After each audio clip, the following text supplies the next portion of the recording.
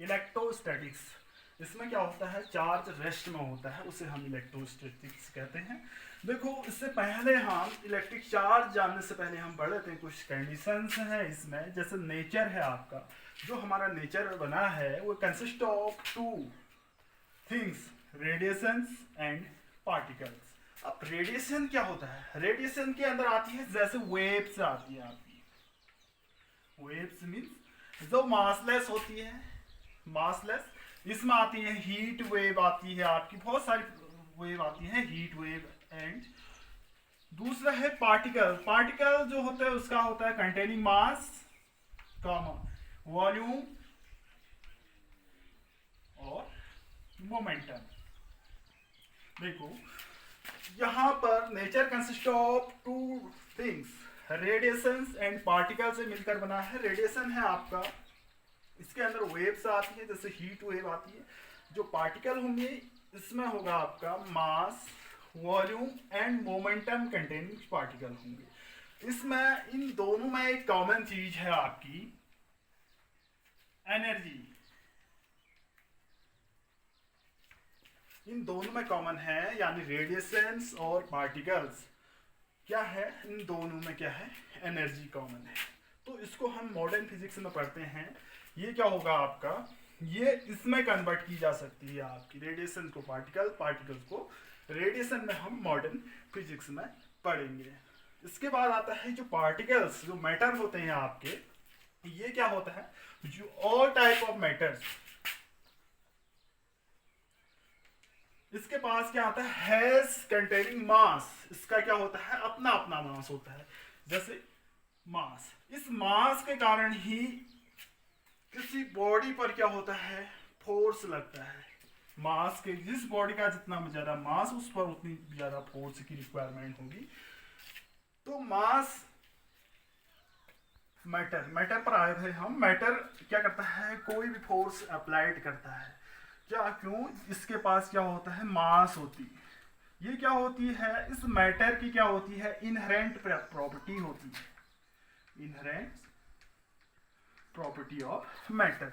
जो मास है inherent property of matter होती है। ये क्या करती है, फोर्स प्रोड्यूस करती है। जैसे आपके दो बॉडीज हैं, एक बॉडी दूसरी बॉडी के और अट्रैक्ट होती है। जैसे कोई बॉडी ये है, ये बॉडी क्या हो रही है, दूसरी बॉडी की ओर क्या हो रही है, अट्रैक्ट हो रही है। ये क्या होता है बच्चों, इसमें जिसका मास ज्यादा होता है उस बॉडी की ओर क्या होता है, अट्रैक्ट होता है। ठीक है, मास के कारण जो फोर्स प्रोड्यूस होता है उसे हम कहते हैं ग्रेविटेशनल फोर्स, ग्रेविटेशनल फोर्स। मास के कारण जो फोर्स प्रोड्यूस होता है उसे हम कहते हैं ग्रेविटेशनल फोर्स। आपने अभी तक ये पढ़ रखा है कि मास के कारण क्या होता है, ग्रेविटेशनल फोर्स होता है। ये ओनली क्या होता है, अट्रैक्टिव होता है। अब देखो इसके अलावा मैटर की एक दूसरी प्रॉपर्टी भी होती है। उसमें क्या होती है, मैटर की प्रॉपर्टी भी होती है आपकी, एक और प्रॉपर्टी होती है, इनहेरेंट प्रॉपर्टी होती है। इसके पास मास भी होता है और चार्ज भी होता है, चार्ज भी है, मास भी है।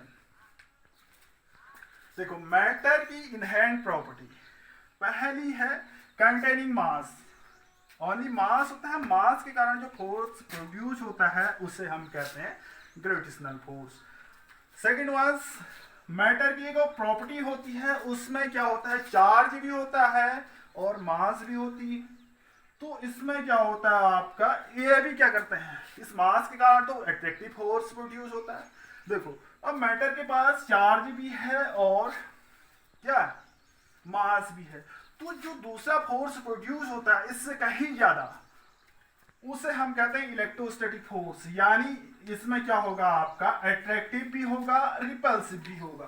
क्योंकि मैटर की प्रॉपर्टी है आपकी, इसमें चार्ज भी है और क्या, मास भी है। मैटर की प्रॉपर्टी आती इनहेरेंट प्रॉपर्टी है, जिसमें क्या होता है, इलेक्ट्रिक चार्ज होता है और मास होता है। अब देखो यहां पर इलेक्ट्रिक चार्ज होता क्या है, इलेक्ट्रिक चार्ज, देखो बच्चों इलेक्ट्रिक चार्ज, ये एक पार्टिकल की प्रॉपर्टी होती है। क्या प्रॉपर्टी है? जब हम किसी पार्टिकल को फोर्स अप्लाइड करते हैं, फोर्स अप्लाइड, ये एक पार्टिकल की चार्ज क्या है? पार्टिकल की property of particle. Due to, कब?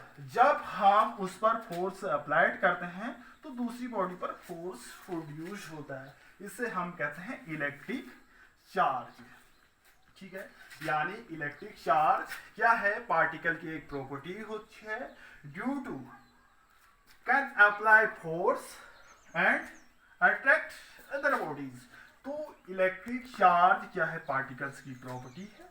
तो ये फोर्स कहीं और ज्यादा होता है आपका। देखो, आपने मास के कारण ग्रेविटेशनल फोर्स से पढ़ा था, और इसके कारण, ओनली मास के कारण अट्रैक्टिव फोर्स। इसके अलावा इससे भी स्ट्रॉन्ग फोर्स होता है। देखो, हम क्या कहते हैं, यूनिवर्स में कोई भी बड़ी बॉडी एक छोटी बॉडी को क्या करती है? अट्रैक्ट करती है।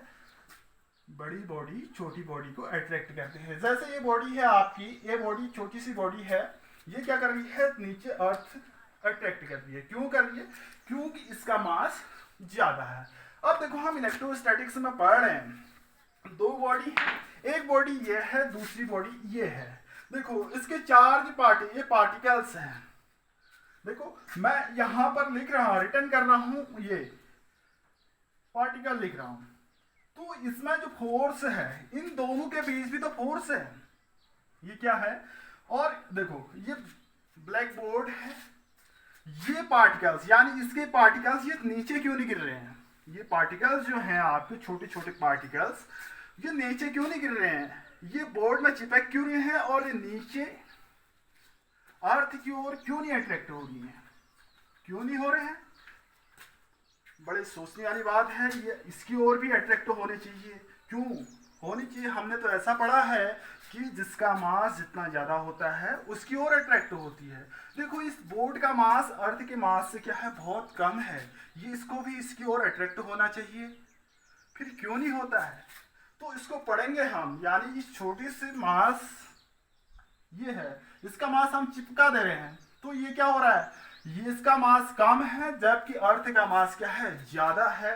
ये इसकी ओर गिरना चाहिए था, लेकिन ये गिर नहीं रहा है।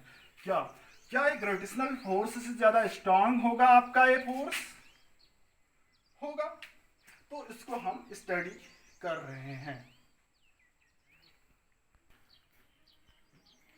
देखो, मैंने बताया था ग्रेविटेशनल फोर्स से ज्यादा स्ट्रांग फोर्स ये क्यों है? इसे हम कहते हैं इलेक्ट्रोस्टैटिक किलिंग। जब आपके पार्टिकल्स दूसरे बॉडी के पार्टिकल्स पर क्या है? चिपक जा रहे हैं, तो ये कहलाती है आपकी इलेक्ट्रोस्टैटिक किलिंग। मीन्स मैंने ये कहा था ग्रेविटेशनल फोर्स से ज्यादा स्ट्रांग हमारे पास है। जैसे मैंने कहा कि ये क्या है, मैं लिख रहा हूं, ये पार्टिकल्स नीचे अर्थ की ओर अट्रैक्ट क्यों नहीं हो रहे हैं? ये नहीं हो रहे हैं, ये इस पर चिपक जा रहे हैं। इसी को हम कहते हैं इलेक्ट्रोस्टैटिक किलिंग। ओके, इसे हम कहेंगे इलेक्ट्रोस्टैटिक किलिंग। ठीक है, अब है क्रिएटिंग चार्जेज।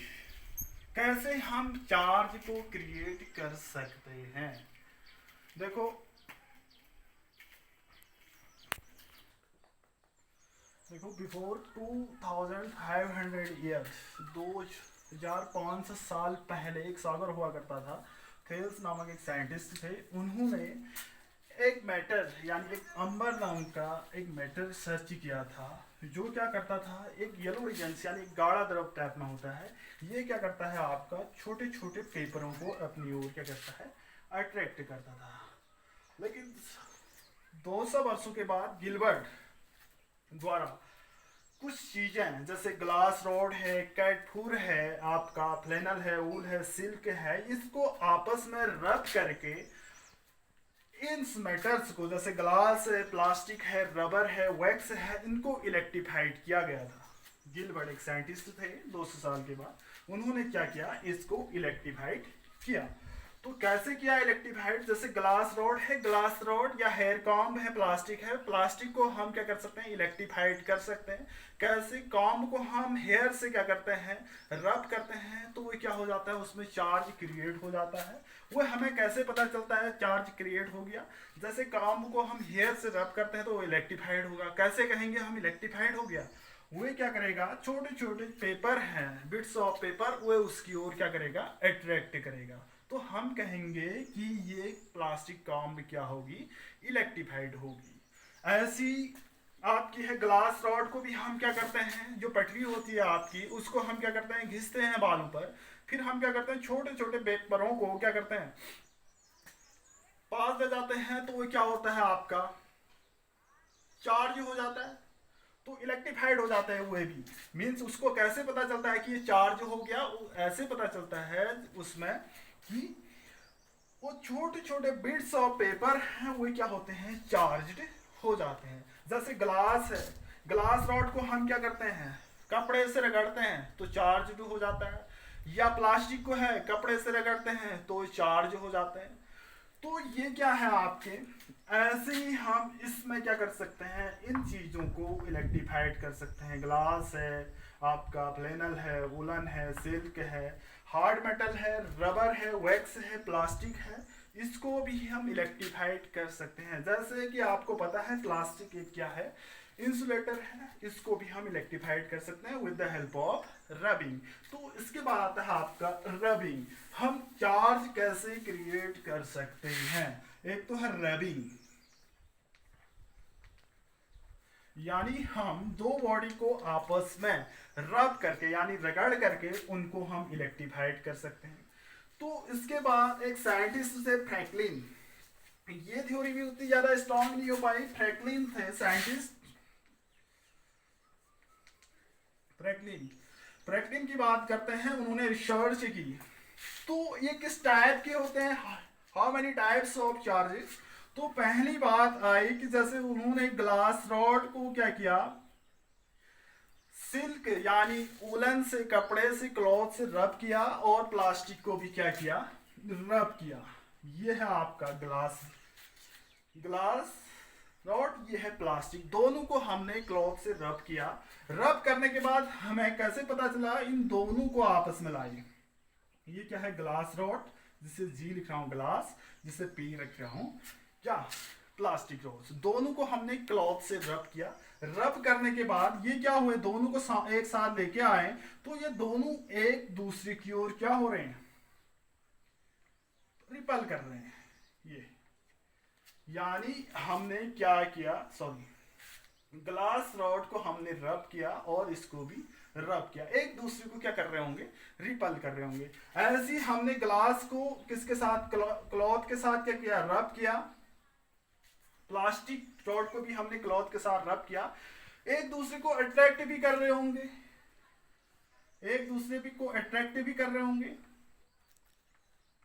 ये कब अट्रैक्ट और कब रिपल कर रहे होंगे, ये फ्रैंकलिन ने सुलझाया। कब रिपल करेंगे, कब ये अट्रैक्ट करेंगे, कब रिपल करेंगे। यहां से कंक्लूजन आता है आपके जो ग्लास रॉड है, एक तो ये क्या कर रहे हैं आपके, ये कर रहे हैं आपके अट्रैक्ट हो रहे हैं, ये बाहर की ओर जा रहे हैं। हालांकि इस डायग्राम में ऐसा दिख रहा है कि ये ग्लास और ये क्या हो रहा है, अट्रैक्ट कब कर रहे हैं, कब रिपल कर रहे हैं। जब इसमें क्या होगा, अपोजिट चार्जेज होंगे। एक मैथमेटिकल टूल्स आता है आपका, जैसे +3 और -3 है, +3 और -3 की बात करते हैं। ये कब 0 आता है, जब इसको हम ऐड करते हैं, 0 करते हैं, तभी एक साथ जुड़ के 0 बढ़ाते हैं। अगर इनको ऐड करेंगे तो ये क्या हो रहे हैं, आपके बाहर की ओर रिपल हो रहे हैं। तो इसमें क्या हो रहा होगा, सेम चार्जेस होंगे तो वे क्या करेंगे, रिपल करेंगे, और अलग अलग चार्जेस, सॉरी सेम चार्जेस होंगे रिपल करेंगे, अलग अलग होंगे तो अट्रैक्ट करेंगे। हम कहेंगे क्या, लाइक चार्जेस क्या होंगे, रिपल्स, लाइक चार्जेस क्या करेंगे, रिपेल करेंगे, और अनलाइक चार्जेज, अनलाइक चार्ज ये क्या होंगे आपके, अट्रैक्ट होंगे। Unlike attract. अब देखो कौन सा पॉजिटिव होगा कौन सा नेगेटिव होगा। देखो like charge means positive positive, like charge means एक जैसे चार्ज, जैसे पॉजिटिव पॉजिटिव नेगेटिव नेगेटिव क्या होंगे, लाइक चार्ज होंगे। अनलाइक मीन्स पॉजिटिव नेगेटिव और नेगेटिव पॉजिटिव, ये क्या होंगे आपके अनलाइक चार्ज होंगे, ये एक दूसरे को अट्रैक्ट करेंगे। ठीक है, ये कैसे होगा फिर आपका,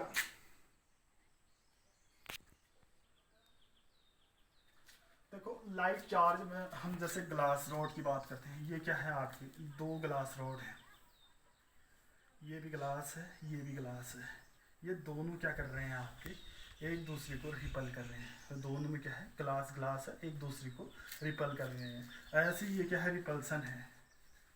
और दूसरा है आपके दोनों क्या है आपके प्लास्टिक रॉड है, दोनों प्लास्टिक है, ये दोनों प्लास्टिक है ये भी प्लास्टिक है, तो ये भी क्या कर रहे हैं एक दूसरे को रिपेल कर रहे हैं।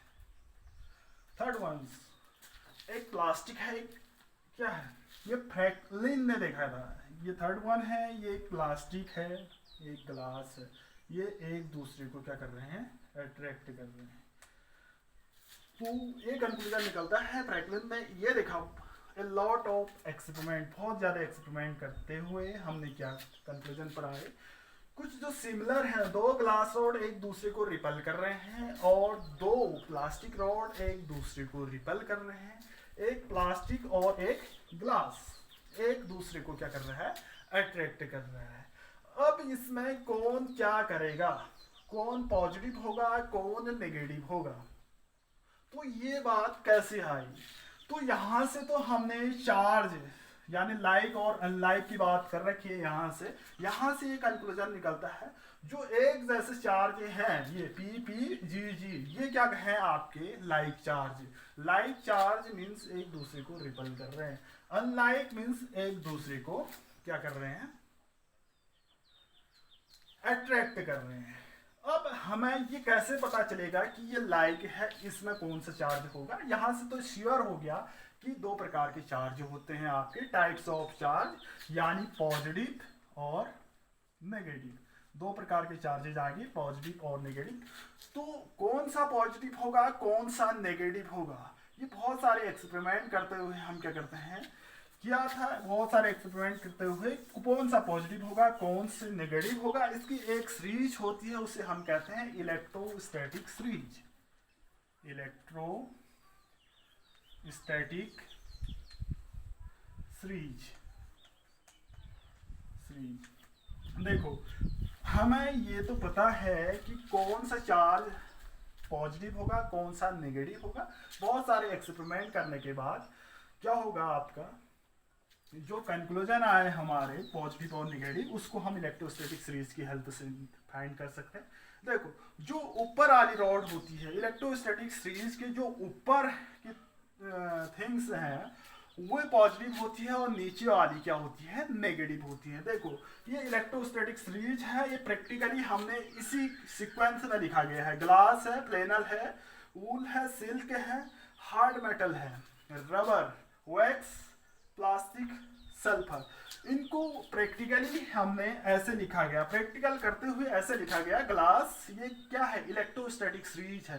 देखो जो ऊपर वाला मेटल है मटेरियल है, अगर जो जिसको हम ऊपर से घिस रहे हैं, ऊपर से का मतलब है जो सीरीज में सबसे ऊपर है और जो सीरीज में सबसे नीचे है, ऊपर वाले क्या होंगे पॉजिटिव होंगे और नीचे वाले नेगेटिव है। जैसे फॉर एग्जांपल ये ग्लास है और ये सिल्क है, ग्लास और सिल्क को हम क्या करते हैं रब करते हैं, तो कौन किसमें पॉजिटिव चार्ज आएगा किसमें पॉजिटिव और किसमें नेगेटिव आएगा। देखो कब पॉजिटिव और कब नेगेटिव आता है, पॉजिटिव कब आता है जब उसमें इलेक्ट्रॉन्स की क्या होती है कमी होती है, नेगेटिव कब होता है जब उसमें ज्यादा होते हैं। देखो ये पॉजिटिव होगा कब होगा ये पॉजिटिव, देखो क्यों होगा पॉजिटिव, क्योंकि इलेक्ट्रोस्टैटिक सीरीज में जो ऊपर वाले होते हैं जैसे ग्लास पॉजिटिव होगा, ग्लास और सिल्क को हम रब करेंगे तो ग्लास में पॉजिटिव सिल्क में नेगेटिव। दूसरा एग्जांपल वूल और सिल्क को हम रब कर रहे हैं तो कौन सा पॉजिटिव होगा, वूल पॉजिटिव होगा, सिल्क नेगेटिव होगा। ये हम कहाँ से कंक्लूजन निकाल रहे हैं, इलेक्ट्रोस्टैटिक सीरीज। ये याद होनी चाहिए बच्चों आपको, glass, flannels, wool, silk, hard metals, rubber, wax, plastic, sulphur. तो जो इलेक्ट्रोस्टैटिक सीरीज में जो सबसे ऊपर है उसको क्या करेंगे, उस पर पॉजिटिव चार्ज क्रिएट होगा, जो नीचे की ओर होंगे क्या, नेगेटिव चार्ज क्रिएट करेंगे। और ग्लास ऐसा है, ये क्या करता है, पॉजिटिव चार्ज ही क्रिएट करेगा सबके साथ। इलेक्ट्रोस्टैटिक सीरीज में अदर जो आप मैटर हैं उसके साथ ही पॉजिटिव ही चार्ज क्रिएट करेगा, जबकि सल्फर क्या है, इनके साथ नेगेटिव चार्ज क्रिएट करेगा। ये पूछा जा सकता है, JEE एग्जाम में पूछा भी गया आपसे, ग्लास क्या करता है, ओनली पॉजिटिव चार्ज क्रिएट करता है सबके साथ, चाहे ग्लास का फ्लैनेल के साथ करो, ग्लास का हार्ड मेटल के साथ करो, ग्लास में पॉजिटिव चार्ज क्रिएट होगा। क्यों होगा, क्योंकि इलेक्ट्रोस्टैटिक सीरीज में ये सबसे ऊपर है, जो सबसे ऊपर होगा वो क्या करेगा, आपका पॉजिटिव चार्ज क्रिएट करेगा। आई समझ में, इलेक्ट्रोस्टैटिक सीरीज सुन पा रहे होंगे आप। इलेक्ट्रोस्टैटिक सीरीज का मतलब होता है जो ये क्या है, एक्सपेरिमेंटली वेरीफाइड है। ये क्या है, एक्सपेरिमेंटली वेरीफाइड है। Glass, flannels, wool, silk, hard metals, rubber, wax, plastic, sulphur, ये क्या है, आपकी इलेक्ट्रोस्टैटिक सीरीज कहलाती है। अगर हम इनमें से किन्हीं दो मैटर को आपस में रब करते हैं तो किसमें कौन सा चार्ज क्रिएट होगा, ये हम बता सकते हैं। पॉजिटिव चार्ज किसमें क्रिएट होगा, जो इलेक्ट्रोस्टैटिक सीरीज के ऊपर है उसमें पॉजिटिव चार्ज। जो नेगेटिव चार्ज किसमें क्रिएट होगा, जो इलेक्ट्रोस्टैटिक सीरीज से नीचे है। जैसे मैंने रबर और हार्ड मेटल को क्या किया, रब किया, रबर और हार्ड मेटल को रब किया, तो हार्ड मेटल में पॉजिटिव चार्ज आएगा, रबर में नेगेटिव आएगा। क्यों आएगा, क्योंकि हार्ड मेटल में क्या है, इलेक्ट्रोस्टैटिक सीरीज में रबर से ऊपर है। ये 5वें नंबर में है, ये 6ठे नंबर में है, तभी यहां पर क्या होगा, हार्ड मेटल में पॉजिटिव चार्ज आए। जैसे वैक्स और प्लास्टिक की बात करते हैं, किसमें पॉजिटिव होगा, किसमें नेगेटिव होगा, तो वैक्स में होगा। क्यों होगा, क्योंकि ये प्लास्टिक से ऊपर है। कहाँ, इलेक्ट्रोस्टैटिक सीरीज में प्लास्टिक से ऊपर है, वैक्स में पॉजिटिव चार्ज आएगा। जैसे ग्लास और हम सल्फर की बात करते हैं, तो किसमें कैसा चार्ज होता है, ग्लास में पॉजिटिव होगा, सल्फर में नेगेटिव होगा। क्यों होगा, क्योंकि ग्लास सल्फर से क्या है, ऊपर है। कहाँ, इलेक्ट्रोस्टैटिक सीरीज में ग्लास सल्फर से ऊपर है, इसलिए यहां पर क्या आएगा, पॉजिटिव और यहां पर नेगेटिव। देखो, अगर हम दो मटेरियल को आपस में रब करते हैं तो उस दोनों मटेरियल क्या होते हैं, इलेक्ट्रीफाइड होते हैं। दोनों मटेरियल इलेक्ट्रीफाइड होती हैं, जो उसमें इलेक्ट्रिसिटी होगी उसे हम कहेंगे फ्रिक्शनल इलेक्ट्रिसिटी। कब प्रोड्यूस क्रिएट होगी फ्रिक्शनल इलेक्ट्रिसिटी, जब हम दो मटेरियल को रब करते हैं तो उसमें क्या होगी, आपकी फ्रिक्शनल इलेक्ट्रिसिटी प्रोड्यूस होगी। ठीक है, इसके बाद हम कैसे कह सकते हैं कि इसमें चार्ज है या नहीं है, कैसे चेक करते हैं, तो इसके लिए एक एक्सपेरिमेंट वो है गोल्ड लीफ इलेक्ट्रोस्कोप। ये बहुत ज्यादा पूछा जाता है आपका, gold leaf electroscope. Gold leaf electroscope, इसमें क्या कर सकते हैं कि हाँ, इसमें चार्ज है या नहीं है, इस मटेरियल में चार्ज है या नहीं है। तो इसको कैसे चेक कर सकते हैं, इसके लिए एक गोल्ड लीफ क्या है, हमारा इलेक्ट्रोस्कोप है। एक क्या होते हैं, गोल्ड की दो फॉइल होती हैं, बहुत छोटी सी पन्नी। गोल्ड की ही क्यों ली गई है यहाँ पर, क्योंकि सोने को ही हम सबसे पतला कर सकते हैं। तो गोल्ड लीफ फॉइल मींस ये सोने की क्या है, फॉइल्स है। और ये क्या है, एक इसको हमने एक हैंडल की हेल्प से, एक कनेक्टेड की हेल्प से इसको 2 पार्ट्स में क्या कर रखा है, डिवाइड कर रखा है। ये क्या है, गोल्ड फॉइल है दोनों। हम गोल्ड की ही क्यों लेती है, क्योंकि सोने को हम बहुत ज्यादा पतला कर सकते हैं, इसलिए हम गोल्ड की ही फॉइल यूज करते हैं। देखो ये गोल्ड फॉइल है, इसको एनक्लोडेड कर देते हैं, हम किसी एक बॉक्स के अंदर डाल देते हैं, थोड़ा सा मिसप्रिंट। ये है आपका गोल्ड फॉइल, ये क्या है, हैंडल है, इसको एनक्लोज कर देते हैं एक कंटेनर के अंदर। ऐसा देखो। इसके बाद क्या करते हैं, हम टेस्ट करते हैं कोई मटेरियल चार्ज इसमें चार्ज है या नहीं है। कैसे पता करते हैं, गोल्ड लीफ इलेक्ट्रोस्कोप, इससे हम कहते हैं गोल्ड लीफ इलेक्ट्रोस्कोप।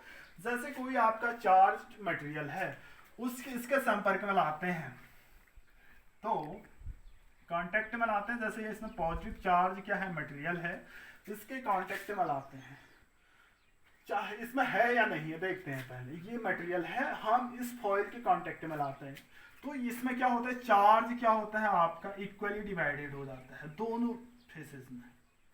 ये क्या करते हैं, एक दूसरे को रिपेल करते हैं, तो हमें पता चलेगा कि ये क्या है, ये चार्ज्ड है। कैसे पता चल रहा है, जब हम कोई मटेरियल को इसके कांटेक्ट में लाते हैं तो क्या होता है, ये चार्ज जो है इस पार्ट्स में डिवाइडेड हो जाता है इक्वल पार्ट्स में, और ये क्या करते हैं, रिपल करते हैं। रिपल क्यों करेंगे, क्योंकि सेम चार्ज डिस्ट्रीब्यूट हो रहे हैं, एक जैसे चार्ज है डिस्ट्रीब्यूट हो रहे हैं। ऐसे यहाँ पर हम नेगेटिव चार्ज भी लाते हैं, नेगेटिव चार्ज लाते हैं इस पर, तो ये क्या होगा आपका, ये नेगेटिव है। लाइक चार्ज क्या होते हैं आपके, रिपल करते हैं, ये भी क्या होगा, हाँ इसका मतलब इसमें चार्ज है। अगर ये रिपल कर रहे हैं तो ये क्या होगा आपका चार्ज है, अगर ये रिपल कुछ नहीं कर रहे हैं तो इसमें चार्ज नहीं है। कैसे पता चलेगा, जैसे गोल्ड फॉइल है और इसमें हम इसके कांटेक्ट में कोई क्या लाए, मटेरियल लाए, इसको मटेरियल लाए तो क्या होगा, इक्वली पार्ट्स में इस फॉइल के इक्वल पार्ट्स में क्या हो गया आपका, डिवाइड हो गया, और ये फॉइल जो है, पन्नी जो है, एक दूसरे को क्या कर रहे हैं, रिपल कर रहे हैं। तो रिपल कर रहे हैं तो यहाँ पर चार्ज होगा, अगर कुछ नहीं कर रहे हैं तो यहाँ पर चार्ज नहीं होगा। देखो यहाँ से इसको कांटेक्ट में लाया तो पॉजिटिव चार्ज इक्वल अमाउंट में क्या हुआ, डिस्ट्रीब्यूट हुआ। तो ये दोनों फॉइल क्या करेंगे, रिपल करेंगे। रिपल करेंगे तो हाँ भाई इसमें चार्ज है, किसमें, इस मटेरियल में। दूसरा दूसरा एग्जांपल आते हैं, कोई मटेरियल है, अगर इसमें नेगेटिव चार्ज आ गया, इसमें नेगेटिव चार्ज आ गया, तो लाइट चार्ज क्या करते हैं, रिपल कर रहे हैं, तो क्या होगा, इसमें क्या है, चार्ज है, तो इसे हम कहते हैं गोल्ड लीफ इलेक्ट्रोस्कोप। अगर ये रिपल कुछ नहीं कर रहे हैं तो इसमें चार्ज नहीं है, तो हम चेक कर सकते हैं गोल्ड लीफ इलेक्ट्रोस्कोप की हेल्प से कि इस मटेरियल में चार्ज है या नहीं है, तो इसको हम चेक कर सकते हैं।